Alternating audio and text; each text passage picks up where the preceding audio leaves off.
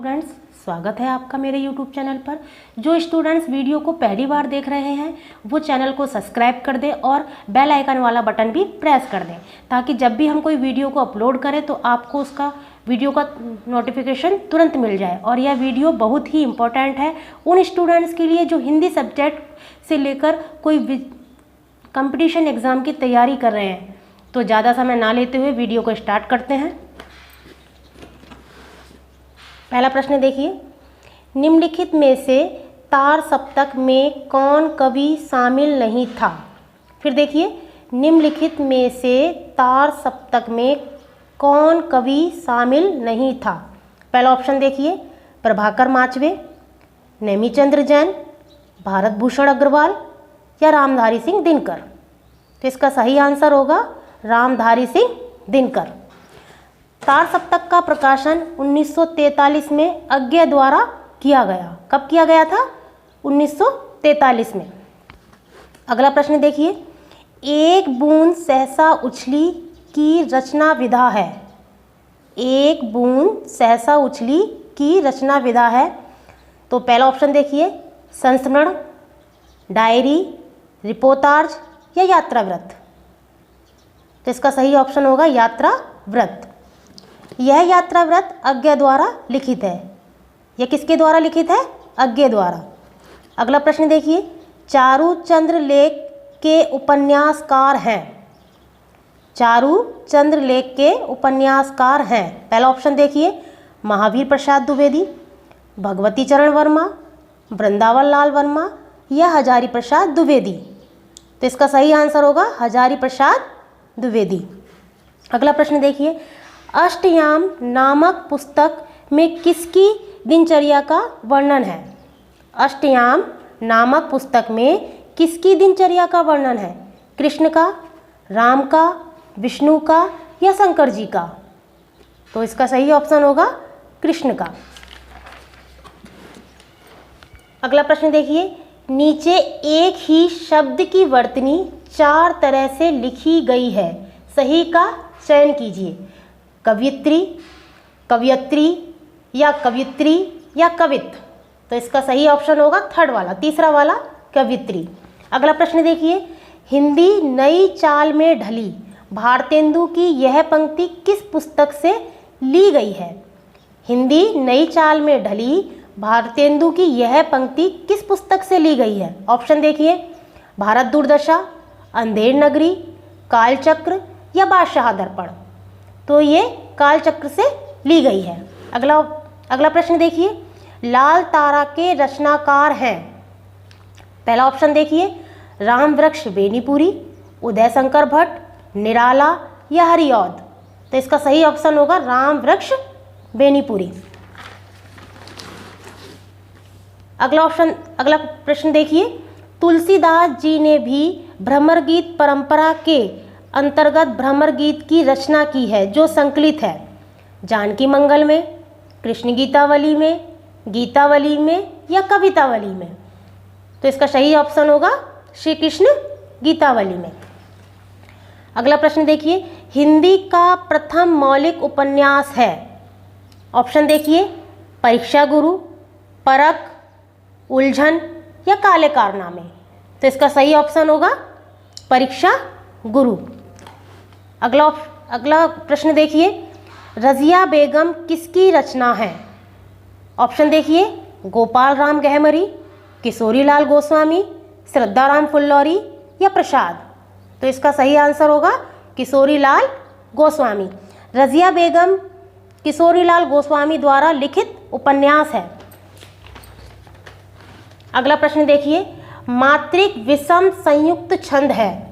Option देखिए, छप्पे, कुंडलिया, हरिगीतिका या सोठा। तो इसका सही ऑप्शन होगा कुंडलिया।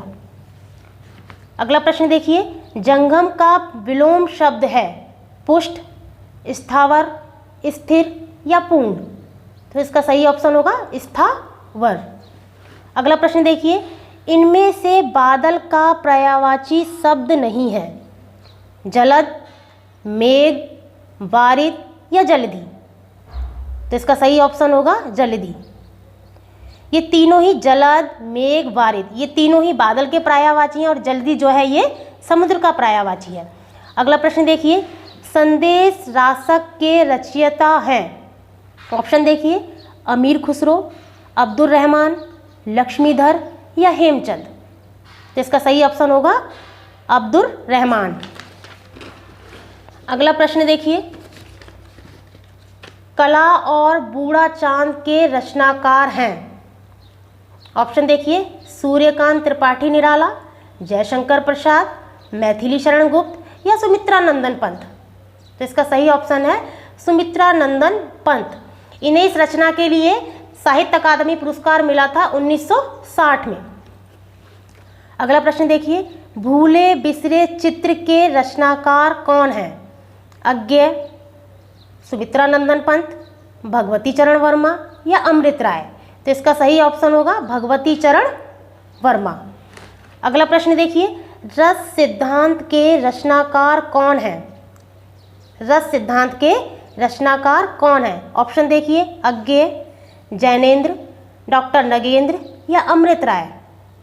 तो इसका सही ऑप्शन होगा डॉक्टर नगेंद्र।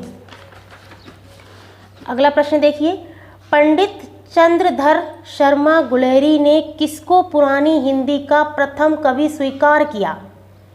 पंडित चंद्रधर शर्मा गुलेरी ने किसको पुरानी हिंदी का प्रथम कवि स्वीकार किया? सहरपाद, स्वयंभू, राजा भुंज या पुष्पदंत। तो इसका सही ऑप्शन होगा राजा भुंज। अगला प्रश्न देखिए, हिंदी किस परिवार की भाषा है? हिंदी किस परिवार की भाषा है?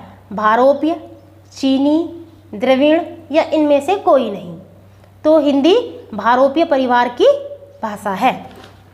अगला प्रश्न देखिए, कौन सी बोली राजस्थानी वर्ग की नहीं है? कौन सी बोली राजस्थानी वर्ग की नहीं है? मेवाती, मालवी या मारवाड़ी। तो इसका सही ऑप्शन होगा मैथिली। मैथिली जो बोली है वो बिहारी भाषा की है। अगला प्रश्न देखिए, विनय पत्रिका किस भाषा में लिखी गई है? विनय पत्रिका किस भाषा में लिखी गई है? अवधी, ब्रज, मैथिली या मालवी। तो इसका सही ऑप्शन होगा ब्रज और विनय पत्रिका के रचयिता हैं तुलसीदास। अगला प्रश्न देखिए, दक्षिण भारत हिंदी प्रचार सभा का मुख्यालय कहाँ पर स्थित है? दक्षिण भारत हिंदी प्रचार सभा का मुख्यालय कहाँ पर स्थित है? हैदराबाद, दिल्ली, चेन्नई, मुंबई।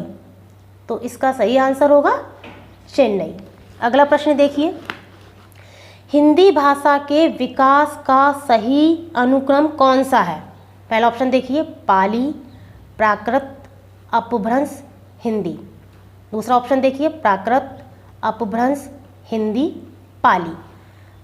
तीसरा ऑप्शन देखिए, अपभ्रंश, प्राकृत, पाली, हिंदी। चौथा ऑप्शन देखिए, हिंदी, पाली, अपभ्रंश, प्राकृत। तो इसका पहला ऑप्शन सही होगा, पाली, प्राकृत, अपभ्रंश, हिंदी, ऑप्शन फर्स्ट। अगला प्रश्न देखिए, ब्रज भाषा है। ब्रज भाषा मतलब कहाँ की बोली है? पूर्वी हिंदी, पश्चिमी हिंदी, बिहारी हिंदी या पहाड़ी हिंदी। तो इसका ऑप्शन होगा पश्चिमी हिंदी और यह सौरसेनी अपभ्रंश से विकसित हुई है। अगला प्रश्न देखिए, मगही किस उपभाषा की बोली है? मगही किस उपभाषा की बोली है? राजस्थानी, पश्चिमी हिंदी, पूर्वी हिंदी या बिहारी हिंदी। तो इसका सही ऑप्शन होगा बिहारी। इसकी एक ट्रिक भी है कि बिहारी मग में भोजन करें, मतलब बिहारी मग में भोजन करें। मग से मगही, मैं से मैथिली, भोजन से भोजपुरी। ठीक है। अगला ऑप्शन देखिए, हिंदी खड़ी बोली किस अपभ्रंश से विकसित हुई है? हिंदी खड़ी बोली किस अपभ्रंश से विकसित हुई है? पहला ऑप्शन देखिए, मागधी, अर्धमागधी, सौरसेनी या ब्राह्मण। तो इसका सही ऑप्शन होगा सौरसेनी, ये वाला थर्ड ऑप्शन सही होगा इसके लिए। अगला प्रश्न देखिए, भाषा के आधार पर भारतीय राज्यों की पुनः संरचना की गई थी। भाषा के आधार पर भारतीय राज्यों की पुनः संरचना की गई थी 1952 में या 1953 में या 1954 में या फिर 1956 में? तो इसका सही ऑप्शन होगा फोर्थ वाला, 1956 ईस्वी में। भाषाई आधार पर सर्वप्रथम किस राज्य का गठन हुआ? भाषाई आधार पर सर्वप्रथम किस राज्य का गठन हुआ? पहला ऑप्शन देखिए, पंजाब, दिल्ली, जम्मू कश्मीर या आंध्र प्रदेश। तो इसका ऑप्शन फोर्थ वाला सही होगा, आंध्र प्रदेश। अगला प्रश्न देखिए, बघेली बोली का संबंध किस उपभाषा से है? बघेली बोली का संबंध किस उपभाषा से है? पहला ऑप्शन देखिए, राजस्थानी, पूर्वी हिंदी, बिहारी हिंदी या पश्चिमी हिंदी। तो इसका सही ऑप्शन होगा दूसरा वाला, सेकंड वाला ऑप्शन सही है इसका, पूर्वी हिंदी। और इसकी भी एक ट्रिक है कि अब छत्तीसगढ़ी, मतलब अब छत्तीसगढ़ी का मतलब आ से अवधि, बा से बघेली और छत्तीसगढ़ी से छत्तीसगढ़ी, ये पूर्वी हिंदी में आती है और इसका अपभ्रंश, इसका अर्धमागधी से इसका विकसित हुई है ये। लास्ट प्रश्न देखिए, महापुराण के रचनाकार हैं स्वयंभू, पुष्पदंत, गुणभद्र या श्रीहर्ष। तो इसका सही ऑप्शन होगा, महापुराण के रचनाकार हैं पुष्पदंत। तो ये वीडियो यहीं तक। अगर आपको मेरा वीडियो अच्छा लगा हो तो मेरे चैनल को सब्सक्राइब करें, लाइक करें, शेयर करें। मिलते हैं नेक्स्ट वीडियो में।